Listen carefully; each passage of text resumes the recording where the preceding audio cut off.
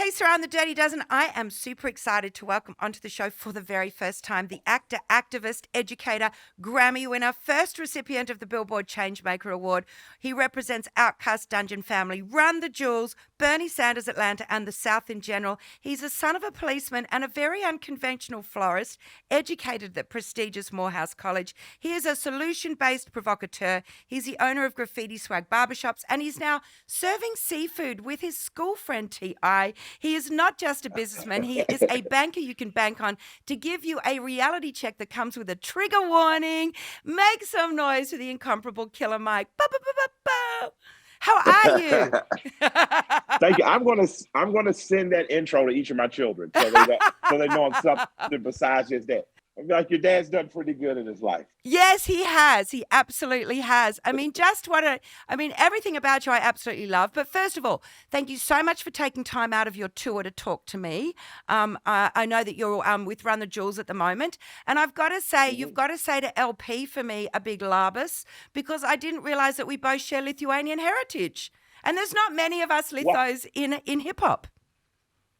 I got to let him know. I'm going to see him later. I'm going to invite him out for a steak, and after this interview, we'll see if he does. I'll make sure I let him know that Lithuanians are in solidarity across the world. Exactly. I wish I'd known when we had lunch at Bondi some years ago when you guys came to town. I wish I'd known then.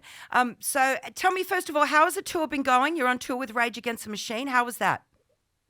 To say it is going good would be such a tremendous understatement. I'm trying to find words beyond great, amazing, time of my life, most radically cool tour ever. You get a chance to go on in front of Run the Jewels and Rage fans every night for 45 minutes to rock their socks off, and then you get an opportunity to watch the greatest living rock band in the world kill it for an hour and a half. And the last 3 shows, they brought us on stage to perform one of our records. They, as a band, cover our record, Close Your Eyes and Counter, and Zach and me and Elle shred, and Tom and Tim and Brad kill. So it's just, man, I wish I could go back and tell me as a youngster, kid, don't worry, the future's bright. You know, I wish I could time travel to say, you're not going to believe what your life is like in a few years, you know? Wow. Well, I mean, you deserve all the success you've got, because not only are you an incredible artist, but as I said in the intro, you're a provocateur that is solution-based, and you bring such an interesting perspective and such a realistic perspective to how we make positive change. And I think one of my favorite 2 things I like to say a lot. One is that it's a Dougie Fresh quote that at our best, hip-hop educates on a higher level. We promote positive change through music, which I love. And then the other thing that I was doing many years ago, after I heard an album called K-Sera and the beatnik called Whose World Is This, is that I say that every dollar you spend is a vote for the sort of world you want to live in. I've got to say, I am absolutely blown away by your first solo project in over 10 years. The track Run is incredible. Incredible. Thank you so much. Thank you so much. Obviously, I mean, I followed your career for many years, but this track really just poignant. And I have to ask you, why did you decide now to do this track? How did this track come about? And shout out to No ID, because the beat is spectacular. Yeah, man. No ID gave me a spectacular beat. Young Thug, I got a chance to hang out with him for 2 weeks while he meshed with the beat and gave me an incredibly beautiful, abstract, inspiring, dope Young Thug-esque rock and rolled out Space Cadet verse, you know. And Dave gave me an amazing intro. I love the part where, before I talk about the whole record, when Thug says, you know, we're gonna escape on the yacht, you come from the trenches, we're gonna escape on the yacht boat. I just imagine a reverse of transatlantic slavery with all these descendants of people who've been in America for 400 years getting back on a yacht and returning home. You know, as my wife plans to take me to Ghana later in the year. Like, so his stuff, I still get chill bumps talking about it. What Dave said in the intro, we don't often understand why some of our comrades don't make it. Well, there are people who are far more talented than me in high school at rapping who didn't make it, you know, and not that they died off, but somehow they compartmentalized their dreams. They went on to live perfectly noble lives as moms and dads and regular folks. But for whatever reason, I never quit. And there's no rhyme or reason for it. But run is significant, not of running from something. We're not running from our past. We're not running from darkness or evil. We're not running from oppression. We're running toward freedom, justice, and equality. We're running toward a better version of us. We're running to a better future where race and ethnicity are not the preeminent things that cause us to be divided, but the things that bring us together out of curiosity and appreciation for one another. So run for me represents a different interpretation of running in the Black experience in America and globally. It represents a different experience of the poor, in America and globally. It represents a different experiences for artists in America and globally. It means that I'm running towards something better. It means that I don't have to have a grander rhyme or reason to know that a better me makes the world better, So I'm absolutely inspired by this record. And what's more inspiring is now that people have heard it and seen the video, they send me videos of themselves doing things like running half marathons. They send me videos Wow. of themselves graduating school. It has become a theme song for people's daily appreciation of themselves. And that's really what I wanted. So if I'm going to take a 10-year break, there's no more perfect way to return than this record. It's absolutely, absolutely. In saying that, there's the white flag in the video clip that represents where Young Thug should have been. Obviously, we're all clearly aware of what's happened Yes, there, the Rico case. yes. What does the white flag say? It says protect Black art. And what we have going on in America right now is the First Amendment in the United States Constitution promises you the ability to have free speech without yelling fire in a crowded theater. You can't be so free of speech that you cause other people to harm themselves if they're locked in a small theater and you just yell fire. There's not one. But if you have an opinion on a politics, if you have an opinion, or if you have a suggestion, or if you have something you wish to communicate to the world, you are free to say that. And those things should not be, as an artist, used against you if you happen to be in a court of law. So I'll give you an example. Right now, as we speak, there's a white woman in America who was arrested and locked up for killing her husband. And she also wrote an article on how to kill your husband. In her court case, the judge said you cannot use this article because this article is protected under freedom of speech. So you're going to have to find another way to convict this murderer. And what they did was they used her insurance claims and things of that nature to convict her. But what they could not use was the opinion, the art, and the article that she wrote. And what I'm saying is if that's fair for every American, including this white woman who really did kill her husband, it has to be inclusive of Black artists who make up a world of artistry. And in this world, sometimes this world is perfect and nothing's wrong. Sometimes this world is seedy and grimy, but we create characters. Michael Render is a human being. He's the child of an unconventional florist and a police officer, right? Yep. But Killer Mike is a superhero. Killer Mike fights badass things going on and running the jewels. And yet when I separate myself from that, my art, I'm just a Naya, Pony, Malik's, and Mikey's dad. I'm Shayna's husband. You know what I mean? So I wouldn't want Michael to be convicted by the words of Killer Mike, who is just a character I made up to use in my art. Well, absolutely, and I obviously we've seen what's happened with Jay-Z and in New York, and they've actually got some legislation to stop that. Is that coming anytime soon to Atlanta or the South? Well, there's a representative, I think Hank Johnson, and there's another representative, John Ossoff, who I helped get elected in Georgia. They're passing essentially protect rap lyrics bill. They put it on the floor recently, and I think it passed, was about to pass, in which our First Amendment rights be protected. So I've been fighting this fight with the guy named Dr. Eric Nelson Yep.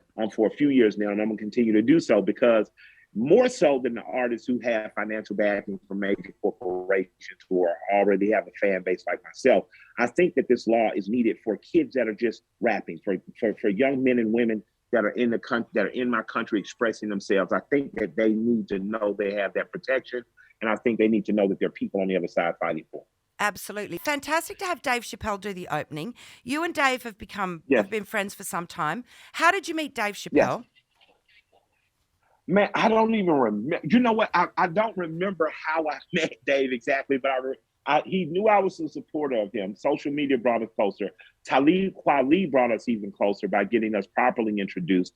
I've been to his shows, but I can remember coming out of a restaurant and my wife and I were in Beverly Hills because my wife likes to eat at places I couldn't afford a few years ago.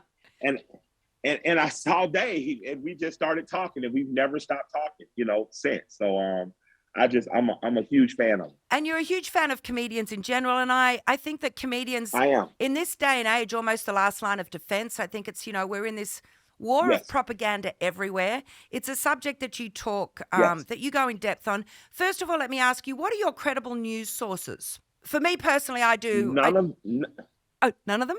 my credible, yeah, no, yeah, no. My credible news sources are the old ladies talking at the grocery store about their dissatisfaction or their satisfaction with the world. My credible news sources come from people who are actually organizing in the streets. People Yep. like Teslin Figaro is a credible news source to me. You know, people like the RBG movement and their radio Yep. programs are credible sources to me. The credible news sources are the people setting up with microphones and podcasts on a very grassroots level around the world. Because that's where the real people's real issues are addressed. Everything else is some version of propaganda. Yep. Yeah, exactly. And I love the fact that you're so focused on change on a local level. And I think if Yes. anybody who hasn't seen Trigger Warning, you need to see it. Everything about that Yes. that was just genius. First of all, for people who haven't seen it, it's a 6-part series and it discusses several different issues, including the black economy, which I think is so incredibly interesting. And as I was talking Yes. about an album before, the K-Sera Beatnik album, whose well as this, there is a track in that, and I think Talib Kweli is on it, Black Thought's on that album.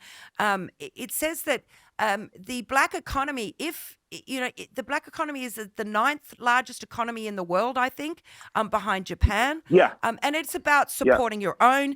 And it's also Yes. interesting points that you make in that is also, instead of everybody wanting to be an athlete or a rapper, how's about we go back to getting yourself trained to some skills so you can have a great business? Not everybody is going to be a superstar rapper or a superstar athlete. Let's get back to the basics and get some skills. Yeah, what I think is possible, and I'm not one of those people like everyone can't be a rapper and athlete, because I'm a 9-year-old kid that essentially said I wanted to be a rapper and it happened. I think I think that rappers and athletes have an access to capital and influence Yes. to make sure that the community has an opportunity to be a part of the bigger. So if the African American community is strong in America, the greater community is stronger. Because if I have a strong rapper and athlete class, that athlete and rapper class can become the conduits for business and merchant class. What do you mean? Well, Shaquille O'Neal co-owns Papa John's, Krispy Kreme Donuts. Jamal Mashburn has done an amazing job in investing in restaurants and restaurant operating operations, things of that nature. If I can say, okay, if I'm going to go to this restaurant, I know this restaurant is owned by a Black athlete or a Black rapper. I know they're hiring people who look like them and people who don't look like them. So I'm not only helping my people, I'm helping the greater community, because everyone gets to have a job. Now, when it's time to say, okay, I need part of my nonprofit. I have a nonprofit, but I don't want to just give the government all my money. I'd like to give some specifically the things that I know that help.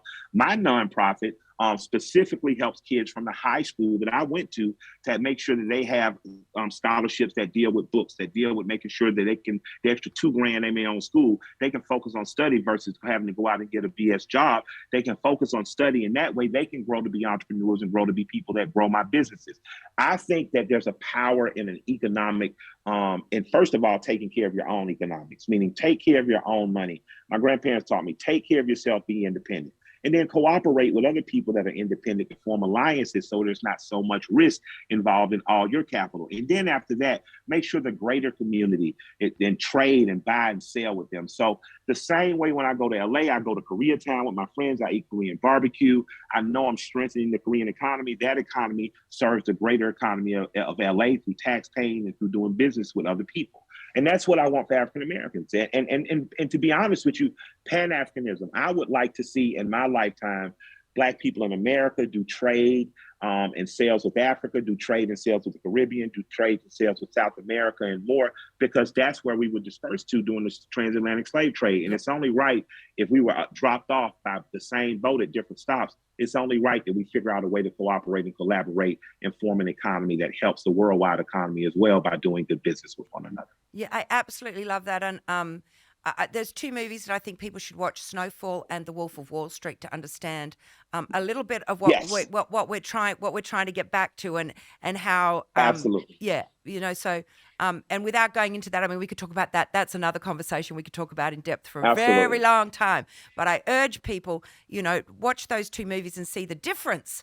And then you understand the breaking down of the black middle class and the blacks, the black suburbs, and how we now have to, find a way to get back to where you once were, because Absolutely. there was a thriving black Absolutely. economy that was, And that was and where I am there, disintegrated. and where I grew up, there's never stopped being one. There's been a black middle class in Atlanta for 120 years. When people say, I wonder what would happen if black people had political power, had access to capital, could grow their own business, what would happen? I grew up in a neighborhood called the Collier Heights, 1946. It was formed by black people for black people. They had black working class people like my grandparents who raised me. They had black multimillionaire developers. They had everything in the middle. They had college professors. They had doctors.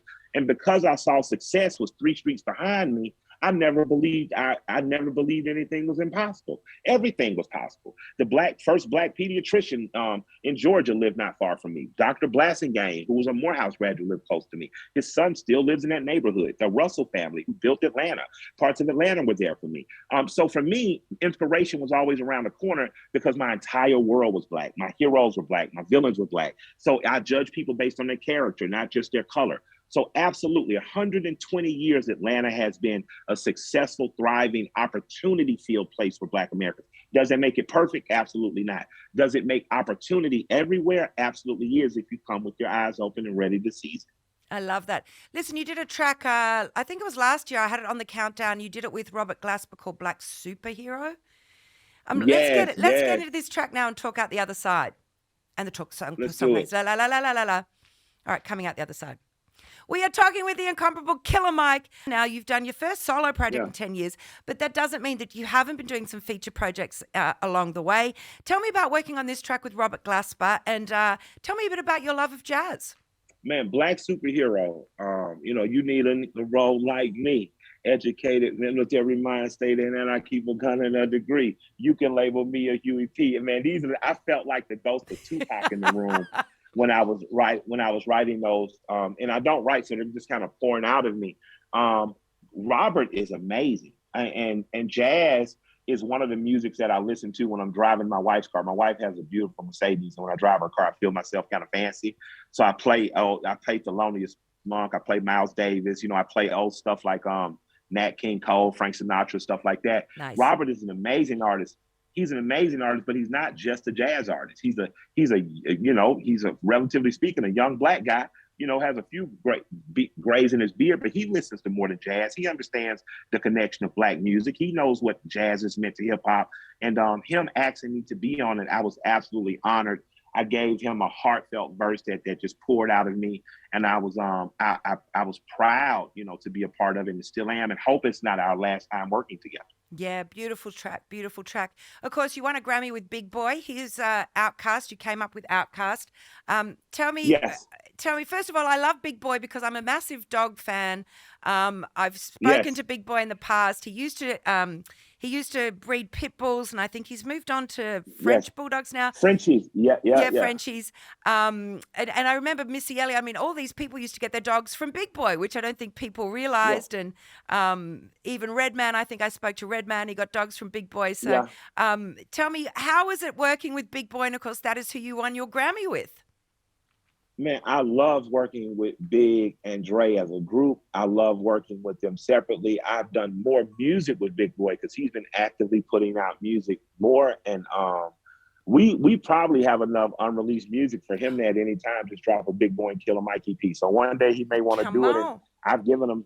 Yeah, I can't tell you how much I appreciate Outkast as a group, Mm. and I can't tell you how much I appreciate Big Boy as an individual, because individually he has inspired me to be a better human being, a better businessman. He's inspired me to push my limits musically, and I just love and adore him. He's one of my absolute heroes, and he's one of the most intelligent businessmen I've known. If you can sell a French bulldog for $80,000, I'm definitely following your business plan. Yeah, crazy, crazy. Love, love, love. Tell me, you and T-Pain, in trigger warning, first of all, is there going to be a trigger warning too? I mean, this was done before COVID. This was done before a Yeah. whole lot of rubbish exploded in our lives, before democracy was Yeah. under threat. Tell me, when I is, know. Right? you know what I mean? Tell me, is there going to be a trigger warning too? Because I think we need it. I'm down to do it. Netflix just if Netflix or any other company wishes to get to Yes. put the money up to do it, I can do it. You know, I got some stuff to do in the meantime around other television stuff that we're writing and other developments we're working on in film.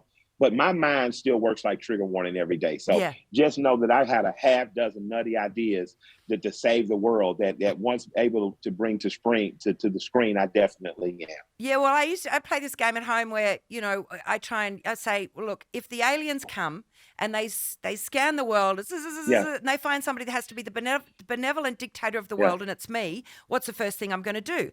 If the aliens come and they go, yeah, okay, the best person for this job is Killer Mike, and we give him, you have yeah. ultimate power, where do we begin?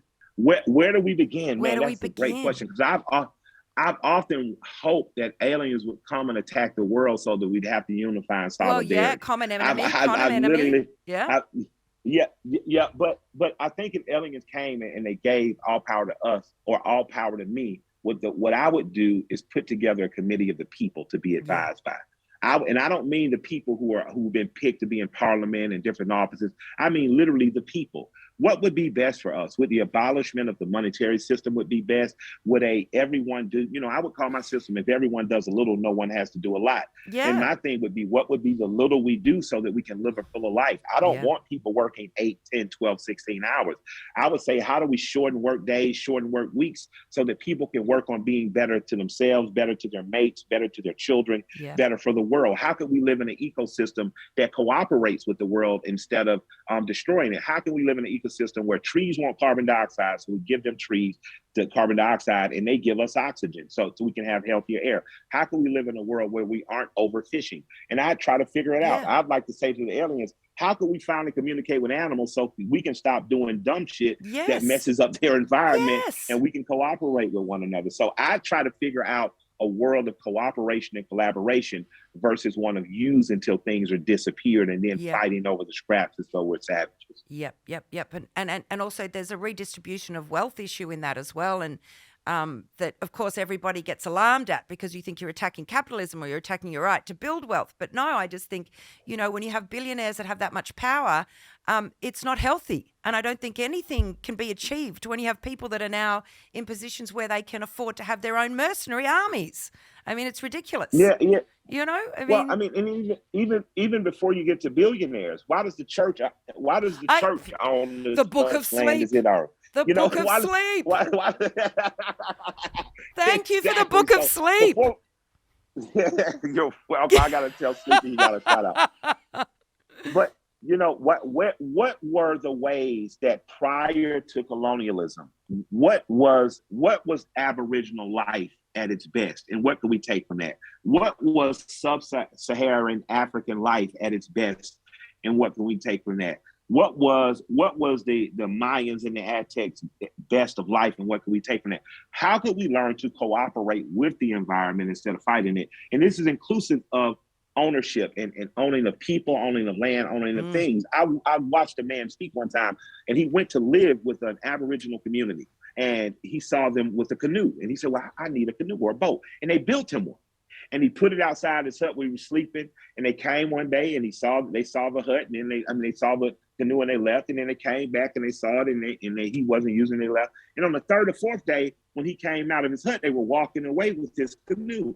He was like, "Guys, what are you doing? Why are you taking my canoe?" And they said, "Because you weren't using it." So their society wasn't based on ownership and having. It was based on, if you need something, we'll make it for you. But you have to use it. Correct. Because if you're not using it, it's going to waste. And that was such a beautiful thought to me, because when I think about my grandparents, when we went fishing, we catch 50 fish, 25 fish, because there were always 7 to 10 kids in my grandparents' house.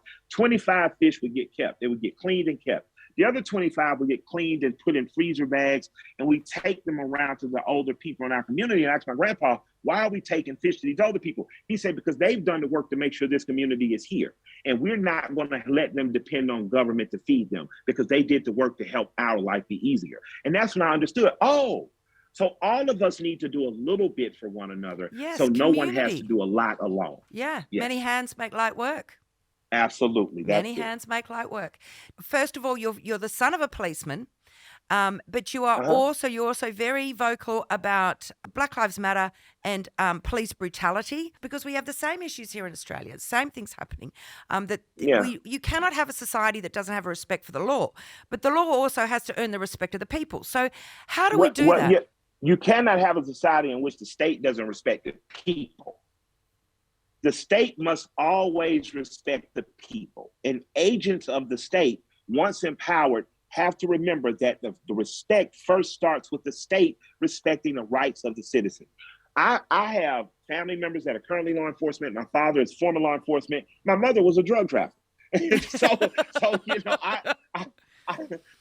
were 16 and 19 when they had me. They were never married, lived totally radically different lives. But she was also a florist. She was a heck of a florist. She could make flowers look like anything. But I say that to say that when empowered by the state, it is easy to become corrupt. So there must be a system in which there's a checks and balance where the people have the ultimate power. A mentor friend of mine who's since gone, her name is Alice Johnson. She served on the People's Review Board and Committee in Atlanta, Georgia. And she was friends with policemen. She had known them, but she would not let them off the hook for their bullshit. She just would not do it. So adamant that once she jumped on that board became even more powerful with helping regular people help regulate the police. And I think that police officers they have a hell of a job. They have a job in which they're there to maintain peace. They're there to help when needed, but they also get the dirt end of the stick a lot of times when blame games happens. But for that, I think that the police that are policing people need to come from the people. If I'm going to be policed, let it be from someone from my community or someone that understands my community. What I don't want is someone alien to my community who comes in, who views me as a beast and treats me as such. And it's a very delicate balance. But we have to understand, in my country especially, that our Constitution was written in a way in which the state should succumb or should fear the people and not the other way around. And I challenge people worldwide to know that. Worldwide, states, when given the opportunity, will oppress the people because it's easy and convenient. But the people must be relentless in making sure that freedom is first and that the state understands you work for the people and not the other way around. Absolutely. Absolutely. Killer Mike, this is why I love you. Tell me, what is next? Well, obviously, acting. We saw you in Ozark. As I was, I'm obsessed with Trigger Warning. We want Trigger Warning too. You said you're working on something else. What are you working on? What's coming up next? What's up your sleeve? Something really cool. Something really cool coming right now. If you're watching TV, and what I love about Australia is you guys like cars. I have a commercial out that my wife is in. Run is in the background. It's a Cadillac commercial. It's a very dope one. But I'm working on writing some TV scripts and I'm working on some film scripts. And we're pretty close to something getting greenlit. And when it does, I'll double back around to the show and be happy to talk all about it. Yes, please. Yes, please. Now, and also, when are you coming to Australia? I want to know. I miss you guys, to be honest. COVID, you guys were one of our favorite. We used to come about twice a year and were one of my favorite stops because of your love for music and your passion. And you guys got dope muscle cars out there. So when the world opens back up, I'm looking forward to coming back. Good. Well, we want you down here as soon as possible. Are we going to have a full solo project from you now? Is this just one single that we've dropped as a solo project, or is it Run the Jewels, or where are you at musically? Man, I got in the studio with Elle and recorded a demo, and to me, it's the beginning of Run the Jewels 5. So we'll see how that goes. But it sounds nothing like any of the Run the Jewels. It's totally badass. It makes me feel like leather and denim. It is tough like that. But I will say, in terms of the solo stuff, I wanted this song to get out and I wanted people to hear it. And from the response that people have given me, I definitely have thought about, wow, maybe you should make some more solo records. So we're going to see. And if I do it, I guarantee you'll be one of the first to know. Thank you so much. Before I let you go, I know COVID and everything. How's Pony Boy doing? Oh, thank you. We have not gotten a kidney donor yet, but we're waiting on a kidney donor. He's a 19-year-old, 20-year-old boy now. He's in the studio himself, making some incredible music. He just broke up with his girlfriend, which I'm sure is probably his fault. And just like all 20-year-old men. But my son is hopelessly optimistic. I love him. And when he gets that kidney, look forward to him being on a plane with me headed to Australia. And thank you for asking me about him. I'm absolutely overwhelmed. And his little sister, Mikey, is probably going to love you the rest of her life because Oh, that is bless. her hero. And I'm going to tell her you asked about him. Yeah, bless. I'm so pleased. I'm so pleased. Thank you so Thank much for you. checking in with me. Killer Mike, we can't wait to Love. get you and LP down here. And again, Labus to LP. And yeah, thank you so much. Thank you. Love and respect, guys. Love and respect. Humbled and blessed to have you on the show. Thank you so much.